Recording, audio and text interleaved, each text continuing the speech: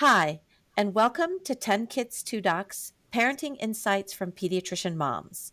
I'm Dr. Sylvia Bank. And I'm Dr. Vivian Carlin. Welcome back. Welcome back. Our topic today is going to be the tantrum, sometimes called the temper tantrum. What it is like, our description, and our advice on what to do if your child is having a temper tantrum.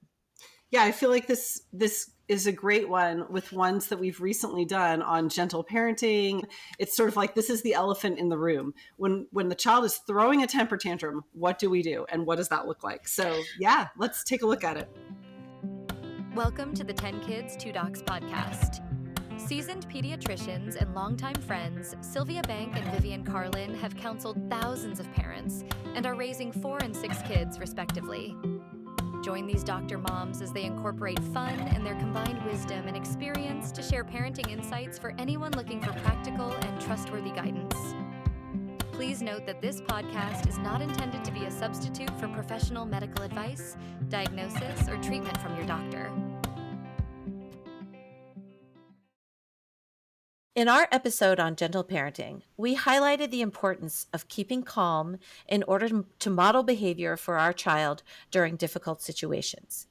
This episode is now going to focus on our children's emotions, sometimes seen as tantrums, and how we handle them. Why don't we start off by kind of describing what the temper tantrum is? Any parent who's been through one obviously knows what it's like, but why don't we just spend a couple of moments describing what it is like?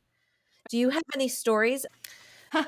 Well, okay, I'll say, as I think back on my experiences as a parent, I come from a place where I have some of my children who almost never threw temper tantrums. And what I mean by that is that if they started to escalate to that point of crying and whining or obviously being very upset, I could swoop in just like is described with gentle parenting and be calm and de-escalate them and ask them, wait, this isn't going to solve anything. Let's talk about it. Like, use your words. Let's talk through what's bothering you. And they would respond so quickly to that. And then we could figure it out. And that would end the tantrum. Yeah. I think that if I only had those children, I might think that this worked for everybody, right? Right. Because then I have other children who were very prone to throwing tantrums, and that was not going to work. Right. Yeah. So with my child that was more prone to tantruming, I just want to describe what it looks like. Yes, please. Yeah. Like, oftentimes you don't know what the cause is. It's not something that's consistent. Something that causes a tantrum today could be something that would be okay yesterday. So it makes it kind of hard to predict For sure. when it comes to a parent. Like, you don't know what's going to happen. Secondly, in the middle of the tantrum, there's often a back and forth. It's not just like, come here and let me hug you, you're emotional. It is like they reject you, but they want you. They're pushing you away, but they want you to be near. They're hugging you and hitting you at the same time. It's this outburst of contradictory, strong emotion. Yeah. And It's like also like, I want you to fix this, but I want nothing to do with you. And I hate everything you're saying. Right? yes, like it's kind of a maelstrom of contradiction, right? And then there's often physically what it looks like. It's very noisy, right? There's extreme crying, loud crying, sometimes screaming. The child, depending on how old they are, they can be stomping.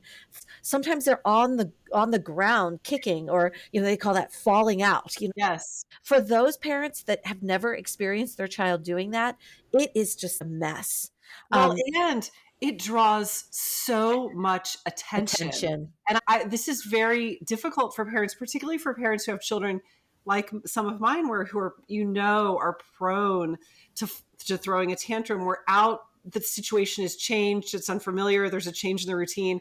This is a setup that there might be a tantrum. And then what am I going to do when I'm in the middle of Sam's Club and Right. people are screaming? Right. I'm going to be that mom where people are saying, lady, get control of your child. Right. I mean, it can be very frustrating and embarrassing for parents, right?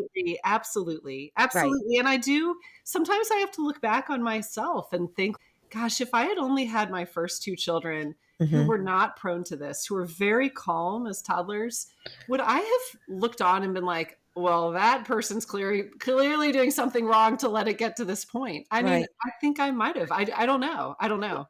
Yeah, and I think we've talked about this in previous episodes, the whole judging, Yeah. the parents judging of each other. And each child, like we highlight almost in every episode, is individual and different.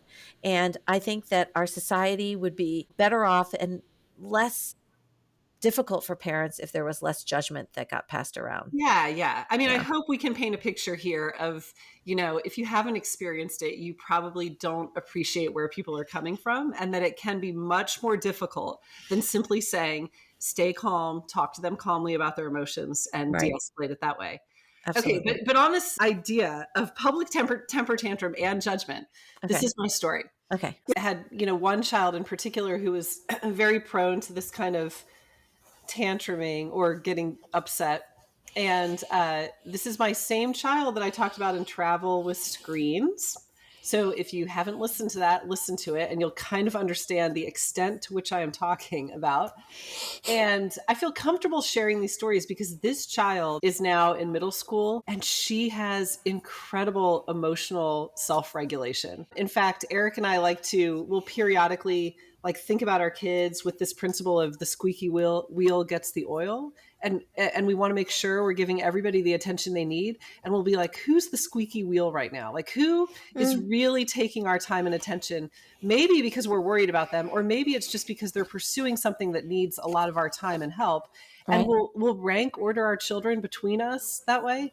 And this child has sat at the bottom of the list for like a year and a half because Really? she's just so happy, loves school, amazing emotional regulation. So I'm going to tell these stories about her now as a sense of hope and how much she's overcome. But at any rate, she was very prone to that, deep feeling, tantruming, crying. Like sometimes they just cry, right? Yes, if she didn't get her way, if things did not go how she wanted, if the schedule was changed, the routine was out of whack, whatever it was. And one year when she was 4, we were doing an extended family reunion at Disney World, and our kids hadn't been.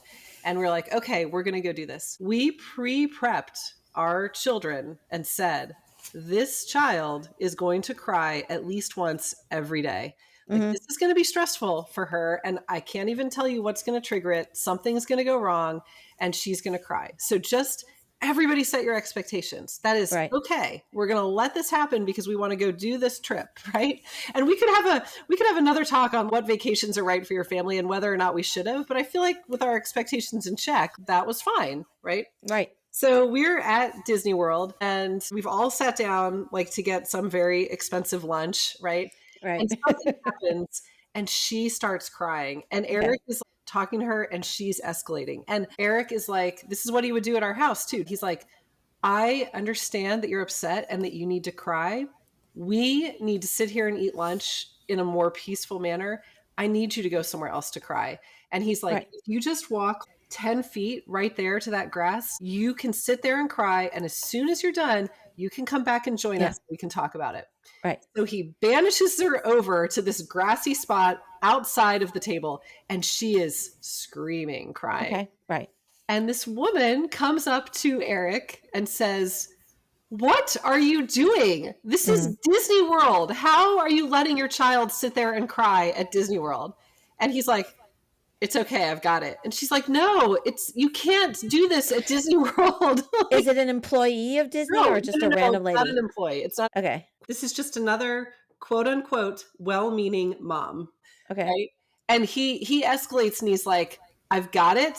I don't need your advice. I know what I'm doing. You can leave. Something like that. And basically this all happens and she goes maybe 15 feet away and just stands there and stares at my child, stares at Eric.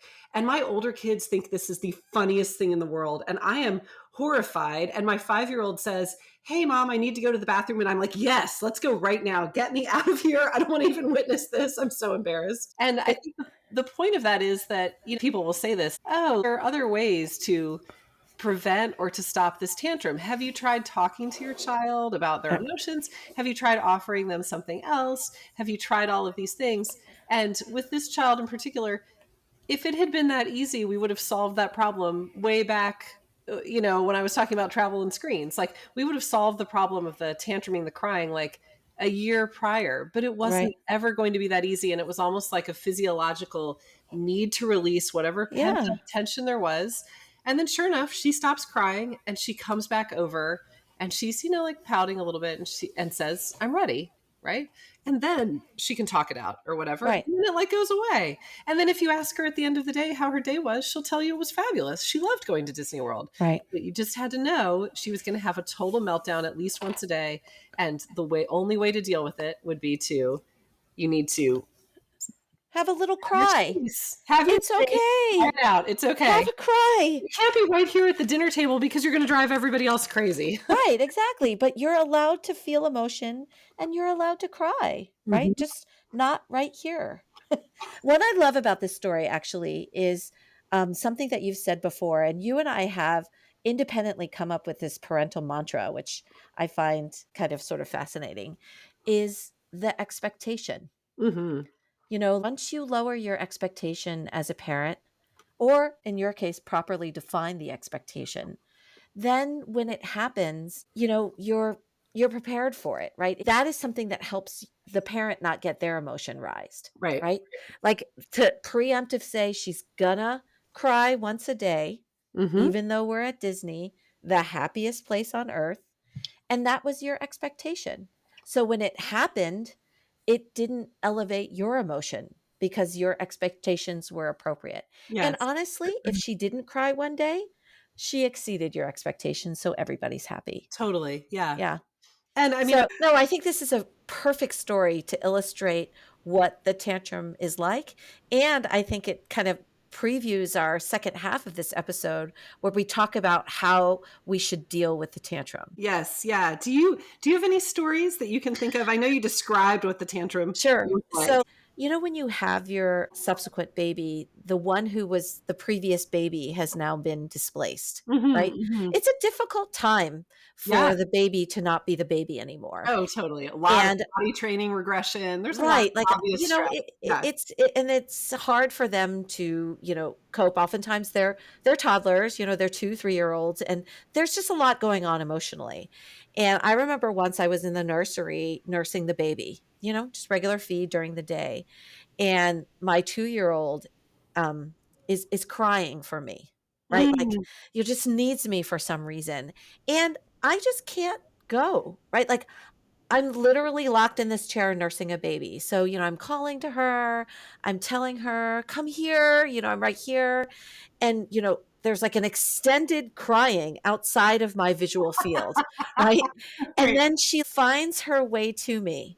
And, her face is puffy, tears all over her wet face. She has like snot and boogies running all down her mouth because she is just so emotional. And then she walks into the room and, of course, sees the baby, in my arms, the place where she's supposed to be, and just like loses it right there, right on the ground, right in front of us, just this full out tantrum. And, what am I going to do? I'm nursing the baby. So we just kind of watch it and it unfolds, but right in front of us. Yeah. But that's kind of what it's like that emotional, like myriad of things going through her mind. And then it like comes crumbling down when she sees that baby in my mom's arms, and she just needed a moment, and I wasn't going to do anything about it. And we were at home.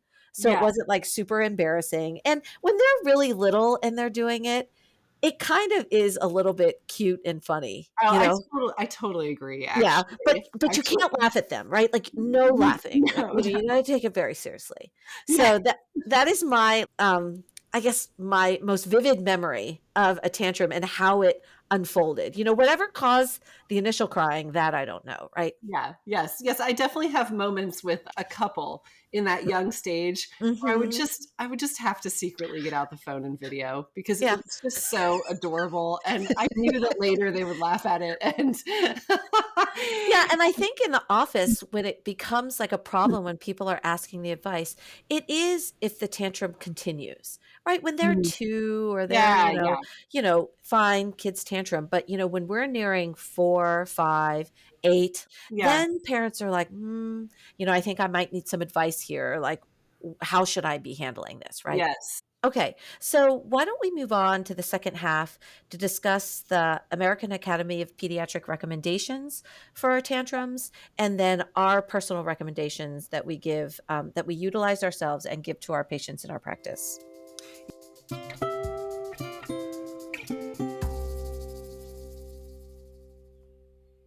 So, Sylvia, why don't you start out by telling us, how do you advise patients when they come into the office and are really frustrated and having difficulty with tantrums? Yeah, this is a common enough complaint that I actually have a kind of set speech and a list of recommendations that I give patients. Oh, yes, yes. I want to hear it. Right. So usually it's a stepwise process, which when parents, they're frustrated with their child that is tantruming. And, like in the gentle parent episode, it can lead to yelling. The parent is yelling at their child, like, why are you doing this? Right. Yes.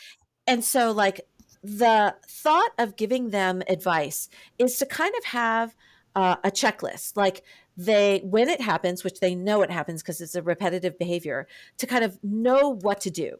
And Yeah. sometimes having a behavioral plan in place helps reduce the emotion, because once things start escalating, the parents just default to the plan. And then maybe sometimes yelling doesn't ensue.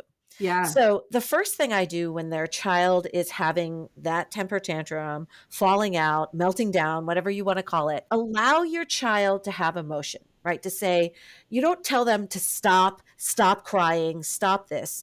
I advise verbalizing in words for your child how they are feeling. Sometimes it helps them understand what's going on.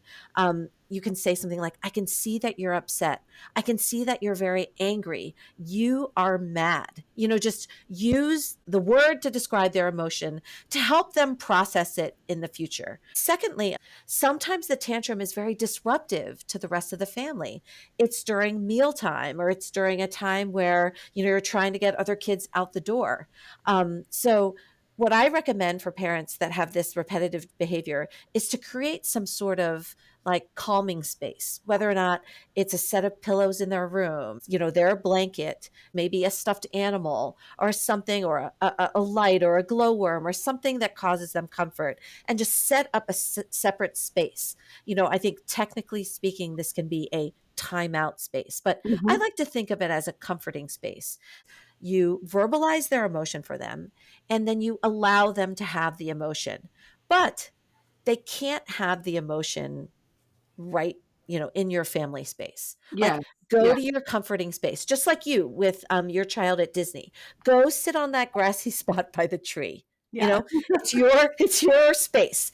And then, send them to that spot, not as a punishment, but as a place this is where you can freely have all the emotion that you want. Okay. Yes.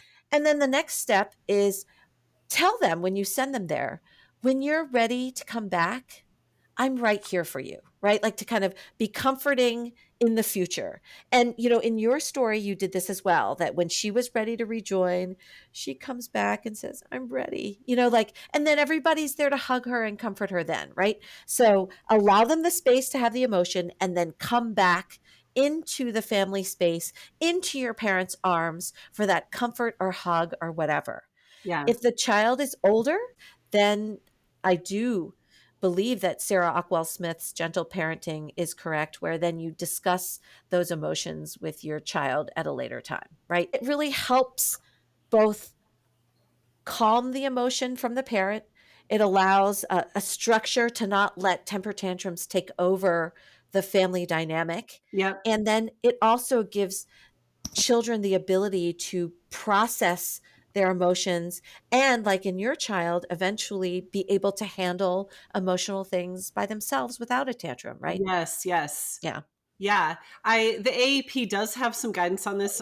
Some of the tricks that they suggest, which I also recommend, try it and see if it works, is see if some kind of distraction can take them away from the tantrum, right? Like, sometimes, in your child, if you just give them a sense of control, of providing acceptable choices instead of dictating what they're doing, like 2 choices, sometimes that can make a difference. Another good one that I see on here that I also agree with is, particularly with my children, I made much more of an effort to praise them when I saw that they were doing something really maturely and well, like a transition or not getting what they wanted or whatever, and they were handling it emotionally appropriately. One of the things on the AAP side is remove objects that are off limits or put them out of sight. Right. You can try all of these hacks, but like my child, like they are just going to have this emotional buildup that's going to be released this way. Right. And by far and large, it's just time that's going to take that away. Like they just need time to mature, time to heal, whatever it is, time. So why don't we move on to some summary statements? Sure. What have we got, Sylvia? As parents, understand that children may have tantrums. Some children don't. But if your children do, that's still within the spectrum of normal. Know your child, right? And plan and set your expectations accordingly. It's amazing how so much of our ability to remain calm as parents is just about having realistic expectations of how this or that scenario is going to play out with our child, right? Come up with a plan as a parent, how to deal with tantrums. It could be as simple as distraction. It could be something that requires just a little bit of alone time to de-escalate. But, in that process of the tantrum, to try to help the child verbalize their emotions into words.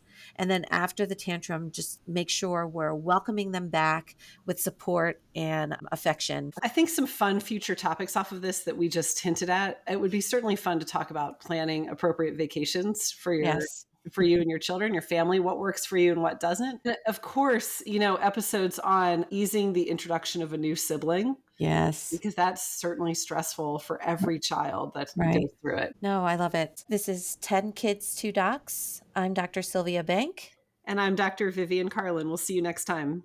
See you next time. Thank you for listening to 10 Kids, 2 Docs, hosted and created by Sylvia Bank and Vivian Carlin. If you enjoyed this episode, please subscribe and recommend our podcast to other listeners.